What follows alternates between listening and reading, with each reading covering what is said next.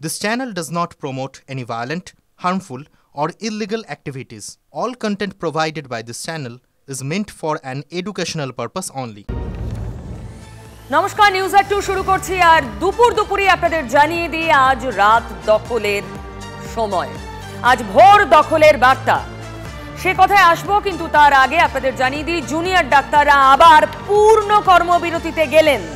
তাদের আগে দাবি ছিল 5 দফা আগের বার কর্মবিরতির সময়, আর এবার কর্মবিরতি 10 দফা দাবিতে। শুরুতেই দেখাবো কোন কোন দাবি, 10টা কোন দাবি জুনিয়র ডাক্তারদের আবার কর্মবিরতিতে যেতে বাধ্য করলো।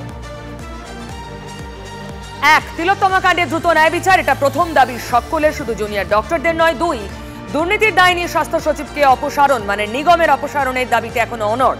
এটা কিন্তু আগের দফাতেও ছিল। কেন্দ্রীয় রেফারেল ব্যবস্থা চালু, কেন্দ্রীয় রেফারেল ব্যবস্থা চালু করতে হবে, দাবি 3। দাবি 4, ডিজিটাল বেড ভ্যাকেন্সি মনিটর চালু করতে হবে। 5 দফা দাবি, প্রয়োজন মাফিক সিসিটিভি প্যানিক বোতামের ব্যবস্থা করতে হবে। দাবি 6, হাসপাতালগুলোয় পুলিশি নিরাপত্তা বাড়াতে হবে। আরো আছে 7 দফা দাবি, ডাক্তার স্বাস্থ্যকর্মীদের শূন্য পদ পূরণ করতে হবে। দফা 8 দাবি, ট্রেড সিন্ডিকেটের সঙ্গে জড়িতদের দ্রুত শাস্তি দিতে হবে। 9 দফা দাবি, অবিলম্বে সব মেডিকেল কলেজে ছাত্র সংসদ নির্বাচন সারতে হবে। এবং 10 দফা দাবি, WBMC ও WBHRBর অন্দরে বেনিয়মের অভিযোগে দ্রুত তদন্ত করতে হবে। সাগর দত্তে ঘটে যাওয়া ঘটনাকে কিভাবে ডাক্তারদের দোষ বলে চাপিয়ে দেওয়া হচ্ছে, এবং হসপিটালে আইসিইউ বেড না পাওয়াটা যে ডাক্তারেরই অপরাধ, ডাক্তারেরই দোষ, সেইটাকে এস্টাবলিশ করার যেভাবে চেষ্টা হচ্ছে, সেই জায়গাকে তীব্র প্রতিবাদ জানিয়ে, তীব্র ধিক্কার জানিয়ে আমরা আজ থেকে আমাদের পূর্ণ কর্মবিরতি চালিয়েছি। ডাক্তারদের দাবি রয়েছে, তাদের যুক্তি রয়েছে, তারা আবার পূর্ণ কর্মবিরতিতে গেলেন। কিন্তু এরপর সাধারণ মানুষ, এ রাজ্যের লাখ লাখ মানুষ যারা সরকারি হাসপাতালের উপর নির্ভরশীল, তারা পরিষেবা পাচ্ছেন তো? আমাদের মূল কনসার্ন সেটাই, কারণ আমরা মানুষের পাশে। চলুন আমরা সাগর দত্ত হাসপাতাল, যে ঘটনার প্রেক্ষিতে আবার সাগর দত্ত হাসপাতালে যে ডাক্তারদের উপর আক্রমণ, তার প্রেক্ষিতে আবার এই পূর্ণ কর্মবিরতির ডাক দিলেন জুনিয়র ডক্টররা। সেখানে কয়েকজন রোগী এবং তাদের পরিজনদের সঙ্গে আমাদের কথা হয়েছে, শুনুন। অপারা থেকে রেফারেন্স করলো, এখানে রেফার করলো, এখানে এমার্জেন্সিতে গেলাম, বললো হবে না, দেখি চেষ্টা করে দেখি, যদি নিয়ে যাবেন তাহলে এই মেডিকেল কলেজে নিয়ে যাবো। রেফার করলো কেন? ভর্তি হচ্ছে না, মানে এখানে বলছে ভর্তি হবে না, হবে না, যাই ডাক্তার দিতে পারবো না, ডাক্তার নেই না, অপরিসীম সমস্যা যাকে বলে। এ হাসপাতাল সে হাসপাতাল, একবার এখান থেকে একবার এখানে যাচ্ছি, এখানে আসছি, প্রচুর সমস্যা পড়েছে। প্লুরাল প্লুরিসিস, বুকে জল বসেছে। ওখানে ডেকেছে, কিছু করেনি। শ্বাসের রোগ নিয়ে কষ্ট পেয়ে হাসপাতাল থেকে হাসপাতালে ঘুরছেন, সরকারি হাসপাতালে অ্যাটেন্ড করার কেউ নেই, এমার্জেন্সিতে কেউ দেখছেন না। অভিযোগ, কেন দেখছেন না? কর্মবিরতি, তার মানে পরিষেবা সম্পূর্ণ হচ্ছে না এই কর্মবিরতির জন্য। চলুন এই মুহূর্তে সাগর দত্তেই যাই আমি, একবার অনন্ত অপেক্ষা করছে সেখান থেকে। অনন্ত, সাগর দত্তের অবস্থা বল, তোমার সঙ্গে আছেন কেউ? দেখো, প্রায় 1 ঘন্টা ধরে দেখছি, 1 ঘন্টা, আমরা পুরো 1 ঘন্টার বেশি হবে। এই ভদ্রলোক, এই রুগী, তার পায়ে হয়তো কি হয়েছে, পায়ে আপনার কেটে গেছে। হ্যাঁ, কেটে গেছে। কতক্ষণ ভাই এইভাবে ট্রলিতে শুয়ে আছে? ওই মোটামুটি 2 ঘন্টা হলো। 2 ঘন্টা? কেন? ওই ডাক্তার দেখিয়েছি, এবার বললো কি আবার পরশুদিন আসতে হবে। হ্যাঁ, বাড়ি আবার যাব। হ্যাঁ, গাড়ি আনতে গেছে। কতক্ষণ বসে আছে? অ্যাম্বুলেন্স করে এসেছিলাম, ডাক্তার ফাক্তার দেখিয়েছি। এই যে ট্রলিতে শুয়ে আছেন 2 ঘন্টা, কি অসুবিধা হচ্ছে? ওই গাড়ি আনতে গেছে বলে। কি অসুবিধা হচ্ছে ট্রলিতে শুয়ে আছেন 2 ঘন্টা ধরে? 2 ঘন্টা ধরে তো ডাক্তার দেখালাম, ওষুধপত্র নিলাম, কেটে গেছে পায়ে। দেখো, এই ট্রলিতে প্রায় 2 ঘন্টা হয়ে গেছে এইভাবেই ট্রলিতে শুয়ে আছে। আপনার নাম কি? অর্জুন সাউ। হ্যাঁ, অর্জুন সাউ, কামারহাটির বাসিন্দা, তাই তো? তিনি 2 ঘন্টা এইভাবে শুয়ে আছেন, এই ট্রলিতেই পা এইভাবে নিয়ে, এবং এখানে ট্রিটমেন্ট, প্রাথমিক ট্রিটমেন্ট হয়েছে, তারপর এখানে শুয়ে আছেন টানা 2 ঘন্টা। অর্থাৎ আরও যারা রুগী আছেন, আমি একটু মাসিমা কি ডাক্তার অবস্থা আমরা দেখলাম। আচ্ছা, সাগর দত্তে এর আগে যিনি বললেন তাকে তো দেখেনি কেউ এমার্জেন্সিতে, কারণ ডাক্তার কেউ দেখতে পাননি। আবার এখন অনন্ত যার সঙ্গে কথা বলেন তিনি ঘন্টা 2 ওই ট্রলিতেই শুয়ে রয়েছেন। এর জন্য কি কোনোভাবে কর্মবিরতি দায়ী? আচ্ছা, সার্বিকভাবে সমস্ত সরকারি হাসপাতালগুলোয় কর্মবিরতির জের কতটা? আমার সঙ্গে এই মুহূর্তে রয়েছেন জুনিয়র ডক্টর পুলস্থ আচার্য। আমি ডক্টর আচার্যর কাছেই জানতে চাইব, আপনাদের আগে 5 দফা দাবি ছিল, আপনারা পূর্ণ কর্মবিরতিতে গেলেন, তারপর আমরা বিস্তর প্রশাসন এবং আপনাদের টানাপোড়েন দেখেছি। আবার 10 দফা দাবি নিয়ে আপনারা গেলেন পূর্ণ কর্মবিরতিতে। এটা কি খুব জাস্টিফাইড মনে হচ্ছে আপনাদের? সাধারণ মানুষের কথা ভাবছেন না একবারও? দেখুন, প্রথম যেটা আমি আপনাকে ক্লিয়ার করে দিতে চাইছি সেটা হচ্ছে 10 দফা দাবি কিন্তু নয়। এই 10 দফা দাবির মধ্যে দেখুন, প্রথম দুটো দাবি এর আমাদের আগের 5 দফা দাবির পুরনো দাবি, 1 এবং আমাদের 2 এবং 3 নাম্বার দাবির মধ্যেই ছিল, এবং বাকি যে দাবিগুলি রয়েছে সেইগুলো কিন্তু স্টেট আমাদেরকে অ্যাসিওর করেছিল। অর্থাৎ ওই 4 এবং 5 নম্বর দাবির মধ্যে চিফ মিনিস্টার এবং চিফ সেক্রেটারির সাথে মিটিংয়ের পর যে সেন্ট্রাল ডাইরেক্টিভগুলো আসে তার নিরিখেই এই দাবিগুলো তৈরি করা। কাজেই প্রথমেই আমি আপনাকে একদম পরিষ্কারভাবে স্পষ্ট করে দিতে চাইছি যে এই দাবিগুলি কিন্তু নতুন কোনো দাবি নয়। কাজেই 10 দফা দাবি নয়, আমরা আগের 5 দফা দাবি এবং এই যে central directive from chief secretary to principal health secretary, যেগুলো একটাও ফলো হয়নি, সেইগুলোকেই ফলো করাতে চাইছি। এই দাবিগুলোর মধ্যে ডক্টর আচার্য, আপনাদের আগে 5 দফার মধ্যে 3টে দাবি পূরণ হয়েছিল, 2টো বাকি ছিল, 4 এবং 5, সেগুলো এর মধ্যে ইনক্লুড করেছেন, মানে নতুন করে 8টা দাবি আপনারা আবার এনেছেন, তাই তো? একেবারেই আমি বোধহয় বোঝাতে পারলাম না। একেবারেই আমাদের প্রথম 3টে দাবির মধ্যে 5টা দাবির মধ্যে 3টে দাবি পূরণ হয়নি। জাস্টিস ফর অভয়া এটা মোটেও পূরণ হয়নি, তার জন্য বিচার চলছে এবং সেশনস কোর্টের সিবিআই এর চার্জশিট, এটার জন্য আমরা লড়ছি। এবং 2 এবং 3 নম্বর থেকেও প্রিন্সিপাল হেলথ সেক্রেটারির অপসারণ পূরণ হয়নি। ডিসি সেন্ট্রালের এগেইনস্টে কোনো ইনকোয়ারি কমিটি বসেনি। আপনাদের তো 4-5 নম্বর, মানে এখন আপনারা যা বলছেন কোনো দাবি পূরণ হয়নি। আপনাদের দাবি অনুযায়ী এখন আপনি যা ক্লেম করছেন কোনো দাবি পূরণ হয়নি, তাহলে আপনারা তখন কর্মবিরতি তুলেছিলেন কেন? পুরোটা আমাকে বলতে দিন। তখন কর্মবিরতি তোলার আগে পুরো কোনো দাবি পূরণ হয়নি তা নয়, 2 এবং 3 থেকে পার্সিয়াল দাবি পূরণ হয়েছিল। অবশ্যই যদি বলেন যে কলকাতা পুলিশ কমিশনারের আমাদের অপসারণ হয়েছিল কিনা, অবশ্যই হয়েছিল। যদি বলেন ডিএমইডিএইচএস এর অপসারণ হয়েছিল কিনা, অবশ্যই হয়েছিল। তার সঙ্গে এটাও ঠিক যে অনেক দাবি পূরণ হয়নি, এটাও আপনারা যদি আমাকে বলতে হবে না, সেটা যদি আপনারা দেখে থাকেন যে আমাদের দাবি কী ছিল নিজেরাই বুঝতে পারবেন। এবং 4 এবং 5 নম্বরের এই যে দাবি বলছেন যেগুলোকে না, 1 এবং 2 অনওয়ার্ডস অর্থাৎ 3 to 10, এইগুলো আমাদের দাবি, নতুন দাবি কোনো অ্যাড হয়নি। এইগুলো 4 এবং 5 নম্বরের রেসপেক্টে যদি দেখেন চিফ সেক্রেটারি এগুলো আমাদের দেবেন বলে দাবি করেছিলেন, কাজেই তিনি এখনও সেটা দিতে পারেননি।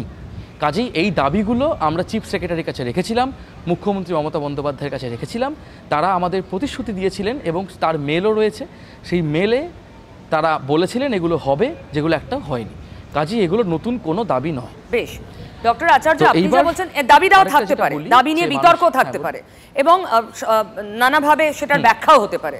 আমরা গতকালও দেখেছি সুপ্রিম কোর্টে বলা হয়েছে যে ডক্টরদের নিরাপত্তার যে প্রতিশ্রুতি এবং ব্যবস্থা নেওয়ার কথা সরকার দিয়েছিল তার 50%ও কাজে গয়নি। ঠিক, এগুলো হক কথা, কিন্তু আপনার কি মনে হয় যে 1 নম্বর দাবি, যা আপনার দাবি, যা আমার দাবি, রাজ্যের প্রতিটি মানুষের দাবি, তিলোত্তমার জন্য দ্রুততম বিচারের দাবি, আপনারা কাজ না করলে সে দাবিটা হয়ে যাবে দ্রুত, সিবিআই দ্রুত তদন্ত করবে?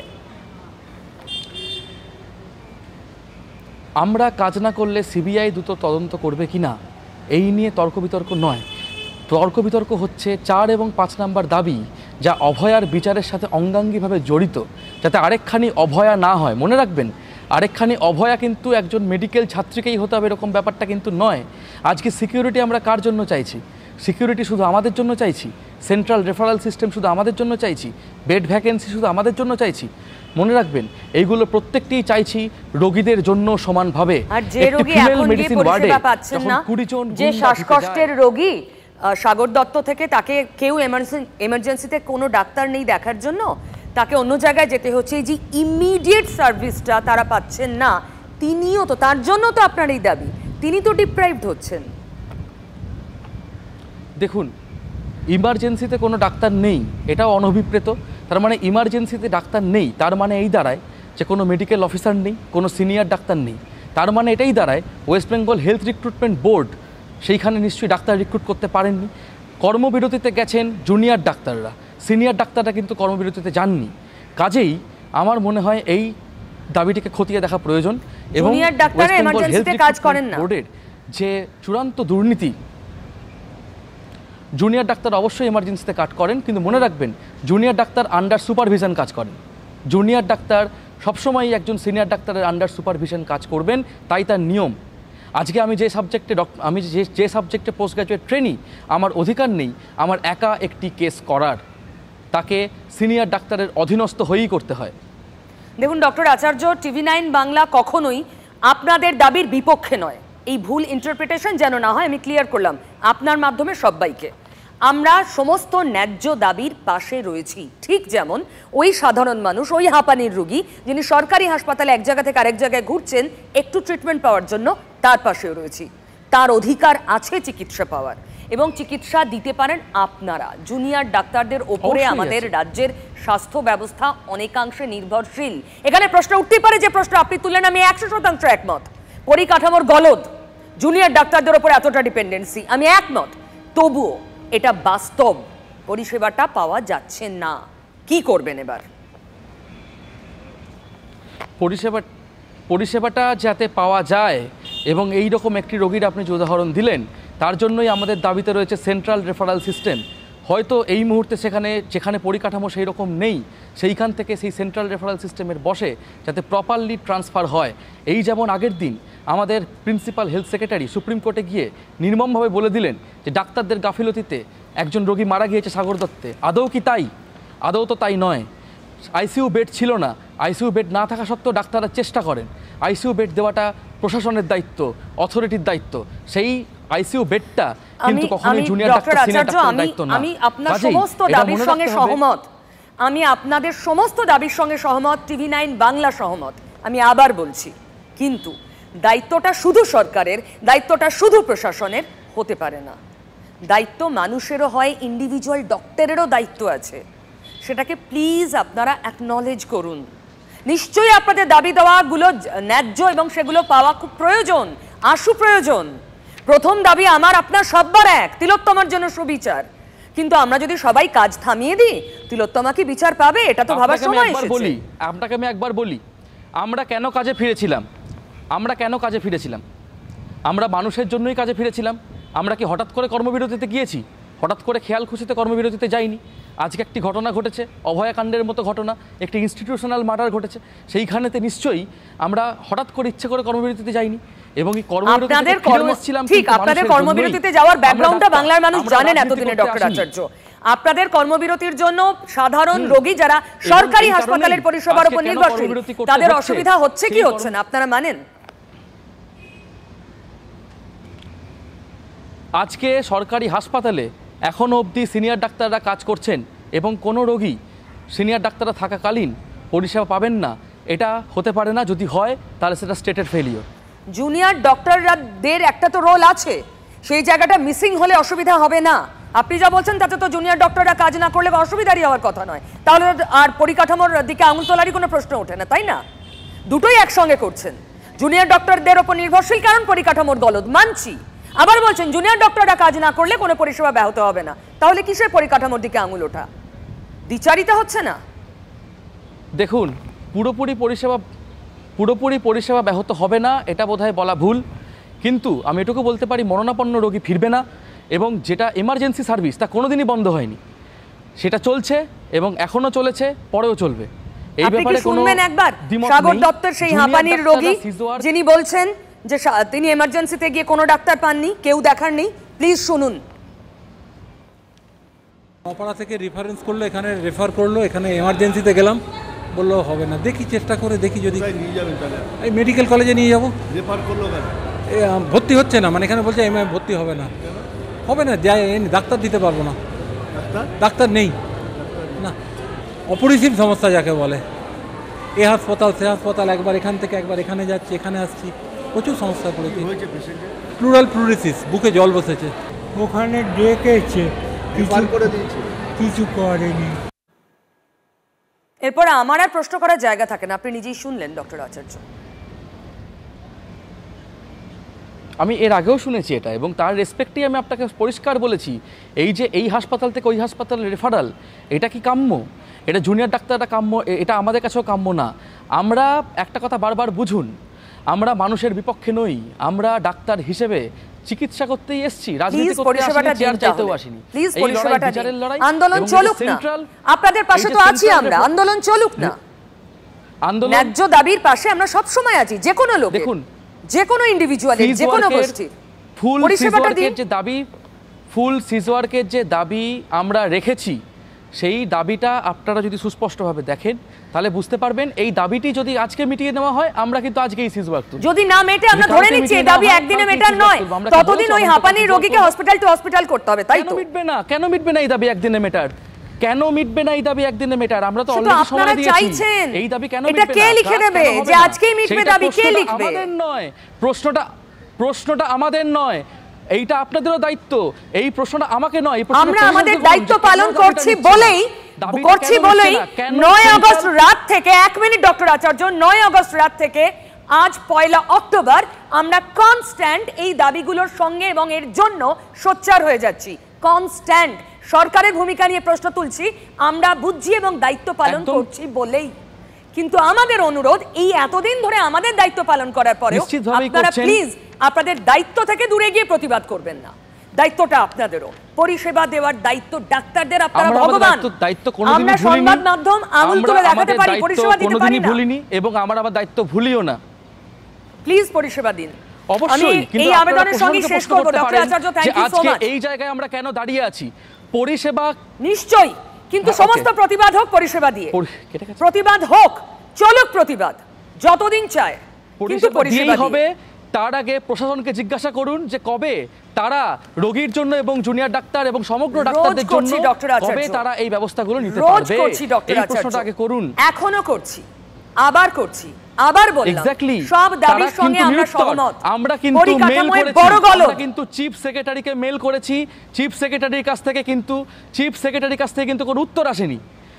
অনেক ঘন্টা পেরিয়ে গেছে, কোনো উত্তর আসেনি। আপনাদের কি মনে হয় আমরা ইচ্ছা করে সিজওয়ার্ক করি? আমরা ইচ্ছা করে রোগী দেখি না? আপনি কাজ থামিয়ে দিলে একজন হাঁপানির রোগী আপনার সাগর দত্ত থেকে অন্য হসপিটালে চলে গেলে চিফ সেক্রেটারি তৎক্ষণাৎ আপনার মেলের উত্তর দেবেন, নিশ্চয়ই এই দুরাশা আপনারও নেই। শুনলাম যেটা, সেটা বাঁকুড়া থেকে সাগর দত্ত গেছেন, বাঁকুড়া থেকে সাগর দত্ত গেছেন, সাগর দত্ত থেকে এখন তিনি বাঁকুড়া থেকে সাগর দত্ত গেছেন এবং সাগর দত্ত থেকে তিনি এখন খুঁজছেন। তার মানে কি সেন্ট্রাল রেফারাল সিস্টেম ঠিকভাবে নেই? নেই তো, এই কারণেই আমরা লড়াইটা লড়ছি। আমরা নেই তো ডক্টর আচার্য, প্রশাসনের কাছে বিরোধ নেই তো এই জায়গাটায়, নেই কথা নেই। সরকারি সিস্টেমে গলদ, বড় গলদ নেই, সিস্টেম মানছি তো, সেখানে আমরা প্রশ্ন তুলছি তো। তার মানে এই নয় আমি স্টেথো পাশে সরিয়ে রাখবো তাতে সিস্টেম ঠিক হয়ে যাবে। প্লিজ স্টেথোটা হাতে নিন, প্লিজ পরিষেবা দিন। আমরা মানুষের পাশে, আপনাদেরও পাশে, না আমরা সবার বন্ধু, আমরা সবার বন্ধু, ওই হাঁপানি রোগীরও বন্ধু আমরা। প্লিজ ডক্টর আচার্য, অবশ্যই প্লিজ ডক্টর আচার্য, আমরা আপনাদেরও দাবির পাশে আছি, আমরা ওই হাঁপানি রোগীরও পাশে আছি, আমরা সবার জন্য। প্লিজ পরিষেবাটা দিন। আমরাও চাই দাবি, আমরাও চাই সরকারি সিস্টেম ঠিক হোক, কিন্তু আমাদের কাজ বন্ধ করে নয়। প্রত্যেকদিন আমরা অফিসে এসে নিজেদের দায়িত্ব পালন করি, রাস্তায় রোদে পুড়ে জলে ভিজে আমাদের দায়িত্ব পালন করি, এবং হ্যাঁ আমরাও নিজের দায়িত্ব পালন করছি এবং যখন দায়িত্ব পালন করেছি দীর্ঘ আমাদের দায়িত্ব পালন করতে প্লিজ কর্মবিরতি থেকে পরিষেবাটাই আসুন, এবং এই দায়িত্ব পালন আমরা প্রতিবাদ করুন, পরিষেবায় ফিরুন। অতএব কর্মবিরতি থেকে পরিষেবায় আসবো কিনা সেটা আলোচনা সাপেক্ষ, এবং আমাদের এই 10টি দাবি তা যদি পূরণ হয় আমরা কর্মবিরতি তুলে নেব। এই তো পরিষ্কার ডিমান্ড। কর্মবিরতি তুলুন, আগে মানুষকে পরিষেবা দিন। একজন ডাক্তারের প্রধান এবং প্রথম কর্তব্য পরিষেবা দেওয়া, প্লিজ সেটা এনশিওর করুন। প্রতিবাদ চলবে। থ্যাংক ইউ ডক্টর আচার্য। আর ঠিক এবার ডক্টর আচার্যরা বারবার বলতে চাইছেন সরকারি সিস্টেমে গলদ আছে, তো আছে বলেই তো ডক্টরদের এই অবস্থায় যেতে হচ্ছে। মহানন্দা কাঞ্জিলাল আমার সঙ্গে রয়েছেন। সরকারি সিস্টেম না বদলালে আমরা পাবলিক ভুক্তভোগী হচ্ছি, এর প্রতিকার কি?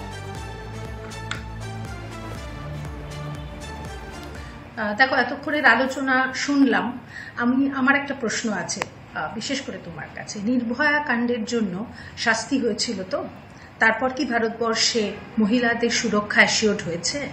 বা এর পরেও আরো অনেকগুলো শাস্তির ঘটনা আমরা শুনেছি, কিন্তু তারপরেও কিন্তু মহিলাদের সুরক্ষা অ্যাসিওর্ড হয়নি। আর এই যে ঘটনাটা, সেটা অবশ্যই একটা নিন্দনীয় ঘটনা, এবং একজন রাজ্য সরকারি কর্মচারী মানে ডাক্তার, সে নিজের প্রতিষ্ঠানে মার্ডার অ্যান্ড রেপড হয়েছে, এটাকে লঘু করা যায় না।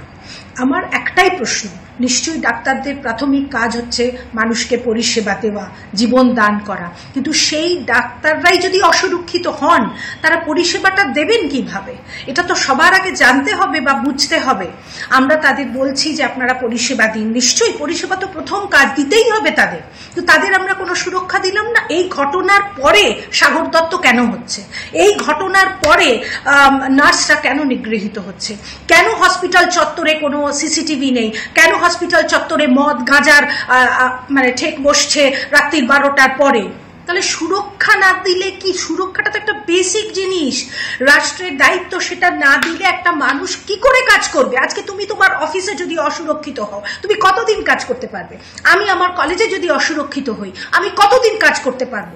মহিলাদের সুরক্ষাটা, সেক্রেটারি যে 10 দফা নির্দেশিকা, একজন অডিটরকে নিয়োগ করা হলো, সুরজিৎ কর পুরকায়স্থ, সবটাই কি গাল গল্প?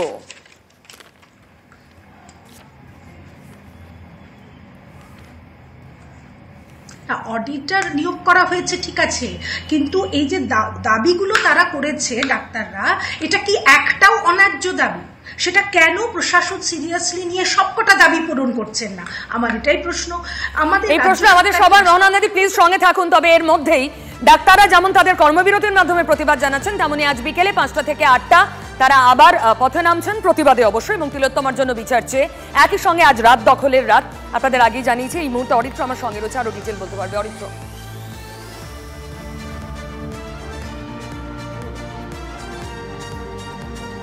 দেখো, একদমই রাত পোহালেই আগামীকাল মহালয়া রয়েছে, এবং সেই মহালয়ার আগের রাতকে স্মরণীয় করতে এবং তিলোত্তমার বিচারের দাবিতে কিন্তু আবারও জনসাধারণ তারা পথে নামছেন এবং রাত দখলের ডাক দেওয়া হয়েছে। শুধু শহর কলকাতা নয়, শহর কলকাতা থেকে জেলা, একদম কোচবিহার থেকে কাকদ্বীপ, যেদিকেই আমরা তাকাচ্ছি প্রত্যেকটি জায়গাতেই কিন্তু আজকে রাত দখল কর্মসূচি নেওয়া হয়েছে সাধারণ মানুষের তরফ থেকে।